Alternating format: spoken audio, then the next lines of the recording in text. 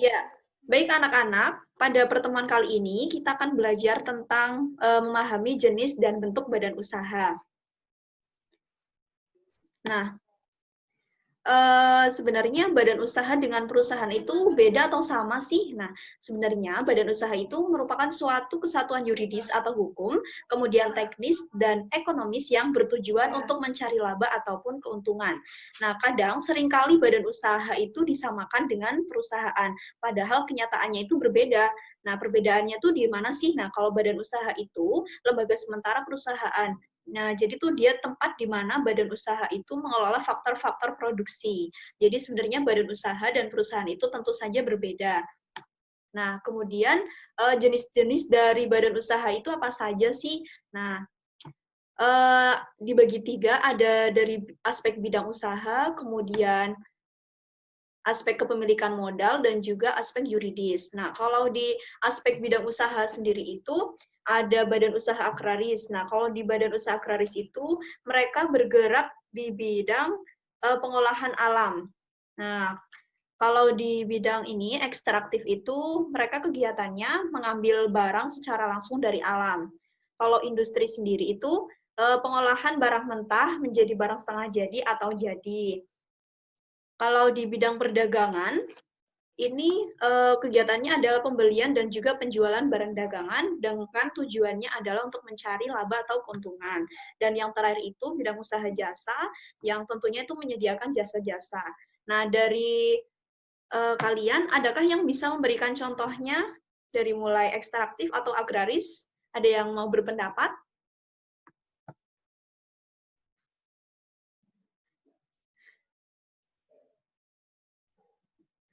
Ya, mungkin Alfi bisa memberikan contoh dari bidang ekstraktif. Contohnya apa? Contoh badan usaha dari bidang ekstraktif itu ada badan usaha mana ya? Oh, pertambangan, perikanan, terus kehutanan. Oh ya. Kalau dari Trije mungkin bisa memberikan contoh di bidang industri. Contohnya apa?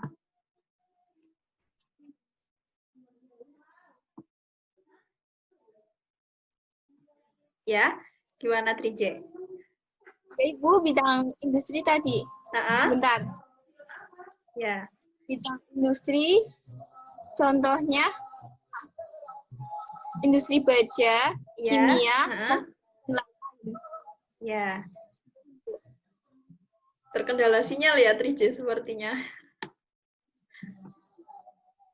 Nah, kalau dari Novi, contohnya dari bidang ini, apa ya yang belum agraris? Kalau dari agraris sendiri apa aja dari Novi? Bidang agraris misalnya pertanian, perkebunan, peternakan, perikanan darat atau tambak. Oh ya. Ya, betul semua ya. Nah, selanjutnya ini dilihat dari aspek kepemilikan modal. Nah, di sini ada 4. Yang pertama itu BUMN. Sudah jelas kan, badan usaha milik negara. Itu artinya modalnya tuh milik negara gitu kan. Terus yang kedua ada BUMS, badan usaha milik swasta. Dan tentunya perusahaan ini modalnya tuh dimiliki swasta dengan tujuan utamanya adalah untuk mencari laba. Kemudian kalau dari BUMD, badan usaha milik daerah, dan yang terakhir ada badan usaha milik campuran. Nah, kalau dari aspek yuridis, banyak sekali, contohnya ada badan usaha perseorangan, kemudian ada firma, ada CV, kemudian ada PT, yayasan, koperasi, kemudian ada badan usaha swasta asing. Nah, kalau badan usaha perseorangan itu tentunya modalnya itu milik sendiri dan dipimpin dan juga bertanggung jawab sendiri dan keuntungannya juga diambil untuk dinikmati sendiri gitu. Kalau di firma sendiri ini, firma badan usaha yang didirikan oleh 2 orang. Jadi firma itu 2 orang atau lebih. Nah, itu atas namanya tuh bersama dan pasti memiliki kelebihan dan juga kekurangan. Nah, kalau di CV sendiri itu, mereka terkenal dengan badan usaha yang keanggotaannya itu terdiri dari dua, ada sekutu aktif dan juga sekutu pasif. Nah, kalau di sekutu aktif sendiri itu, mereka yang aktif mengelola CV dan juga memiliki tanggung jawabnya itu tak terbatas. Beda lagi kalau sekutu pasif, dia itu cuman anggotanya dia tuh cuma menanam modal aja gitu, tanpa ikut aktif mengelola CV dan juga tanggung jawabnya itu terbatas. Kemudian kalau di PT juga sama, memiliki ciri dan karakteristiknya tersendiri. Misalnya dia tuh modalnya tuh terdiri dari beberapa saham, kemudian pemegang sahamnya itu bertanggung jawab hanya sebatas modalnya saja kayak gitu. Sebenarnya masih banyak ciri-ciri dan karakteristik yang lebih detail dari masing-masing ini, dari masing-masing misalnya firma atau CV atau PT. Nah, kemudian setelah ini, Ibu nanti akan membagikan file materi terkait jenis dan bentuk badan usaha. Nanti akan Ibu bagikan via grup WA ya.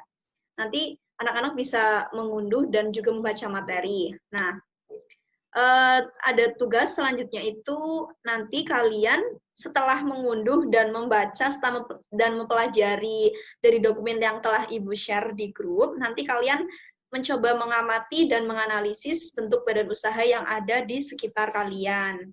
Nah, tadi kan disebutkan masih terlalu umum, kan ada yang lebih spesifik gitu kan contoh-contohnya. Nah, nanti kalian bisa mengamati dan mencari kira-kira bentuk badan usaha apa saja yang ada di sekitar kalian. Nah, terus nanti kalian menjelaskan kira-kira kegiatan operasional apa aja yang dilakukan sama badan usaha itu. Nah, terus kalian juga bisa nih menguraikan kira-kira kelebihannya apa aja, kemudian kekurangannya apa aja. Nanti tugas ini dikerjakan secara kelompok. Kelompok sudah Ibu bagikan, nanti akan Ibu share juga di grup WA. Nah, meeting kita kali ini, kita jeda sebentar, jeda untuk diskusi selama 30 menit. Nanti kita kembali lagi meet untuk mempresentasikan hasil diskusi kalian ya. Begitu. Nanti kita live dulu ya. Nanti kalian langsung pindah ke grup WA untuk mengunduh dokumen itu ya, dan nanti kalian diskusikan dengan kelompok kalian. Oke? Baik, Bu. Ya. Kita live dulu ya. Nanti waktu diskusinya 30 menit.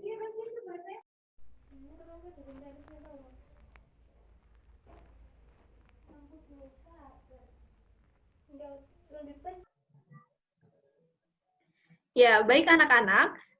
Setelah kita mendiskusikan permasalahan, setelah ini kita akan mempresentasikan ya, dari mulai kelompok 1, 2, 3, adakah yang ingin memulai untuk mempresentasikan hasil diskusinya? Silakan. Bu. Ya, boleh. 3. Oke, silakan Alfi. Ya, perkenalkan teman-teman, saya Alfi dari kelompok 3. Saya akan mempresentasikan hasil diskusi kami tentang perseroan terbatas atau yang biasa disingkat dengan PT. PT merupakan suatu perusahaan yang sumber modalnya itu berasal dari saham-saham. Pemilik saham tertinggi pada PT itu dapat mengendalikan perusahaan karena jumlah saham yang dimiliki bisa mempengaruhi suara terbanyak dalam sebuah perusahaan terbatas. Jadi PT itu suatu bahan usaha yang mempunyai kekayaan, hak, serta kewajiban sendiri yang terpisah dari kekayaan, hak, serta kewajiban para pendiri maupun para pemilik. Contohnya apa dari PT? Ada beberapa ciri PT yang perlu kita ketahui. Yang pertama, sumber modal berasal dari saham dan terpisah dari kekayaan pribadi. Terus pemilik saham tertinggi punya hak dalam rapat umum pemegang saham untuk mengangkat dan memberhentikan seorang komisaris dan direksi. Terus baik direksi dan komisaris punya tanggung jawab yang terbatas sesuai dengan ketetapan dalam RUPS. Contoh dari PT itu ada PT perseorangan. Itu perseroan terbatas dengan keadaan di mana hanya terdapat satu orang pemegang saham yang juga menjadi direktur perusahaan tersebut. Contohnya itu kayak PT Jarum, terus PT Gudang Garam, PT Indofood, TPK, dan lain-lain. Kelebihan dan kekurangan dari PT itu apa? Kalau kelebihan itu ada kelangsungan hidup perusahaan itu lebih terjamin. Terus terbatasnya tanggung jawab sehingga tidak menimbulkan resiko untuk kekayaan pribadi. Saham dapat diperjualbelikan dengan mudah. Terus kebutuhan modal lebih besar akan mudah dipenuhi sehingga memungkinkan perluasan usaha. Pengelolaan perusahaan itu dapat dilakukan lebih efisien, sedangkan kelemahannya itu pertama biaya pendiriannya itu mahal. Terus rahasianya itu tidak jamin dan kurangnya hubungannya efektif antara pemegang saham. Demikian presentasi dari hasil diskusi kelompok 3. Terima kasih. Ya, terima kasih untuk Alfi dan kelompok. Jawabannya sudah bagus, sudah benar, dan sudah sesuai ya. Jadi emang pada dasarnya PT itu modalnya itu terdiri dari saham-saham dan pemegang kekuasaan tertinggi itu ya RUPS, kemudian pemegang sahamnya itu juga berdasarkan sebatas modal aja. Nah, dari contohnya udah benar seperti yang dikatakan Alfi dan kelompok Alfi, contohnya kayak tadi yang disebutkan PT Gudang Garam, kemudian PT Indofood, PT Jarum, dan sebagainya. Nah, untuk kelompok lain mungkin kita cukupkan sampai sini ya. Nanti presentasi selanjutnya di pertemuan selanjutnya gimana? Karena mungkin waktu kita terbatas ya. Nanti kita lanjutkan di pertemuan selanjutnya. Ya, nanti pertemuan selanjutnya dilanjutkan dengan kelompok yang belum presentasi. Sampai sini ada yang ingin ditanyakan?